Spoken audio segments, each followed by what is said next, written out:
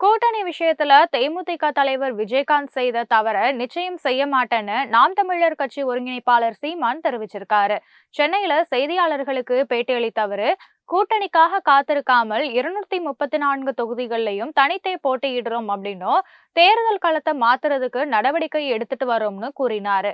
நல்ல அரசியல் உருவாகணும் அப்படிங்கிற எண்ணத்தோட செயல்பட இருக்கோம் அப்படின்னு கூறிய சீமான், வாக்குக்கு பணம் கொடுக்கும் கட்சிகளுக்கு மத்தியில எந்த ஒரு எதிர்பார்ப்பும் இல்லாம பணம் வாங்காம 35 லட்சம் பேர் தனக்கு வாக்களிச்சிருக்கிறதா சுட்டிக்காட்டினாரு.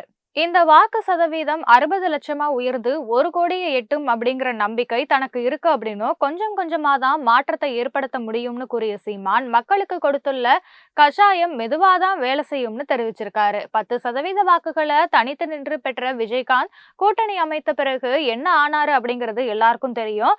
அதற்கு பிறகுதான் அவரோட வாக்கு சதவீதம் குறைந்தது. அதனால எந்த தேர்தலையும் யாரோடையும் எப்போதுமே கூட்டணி கிடையாதுன்னு சீமான் திட்டவட்டமா தெரிவிச்சிருக்காரு.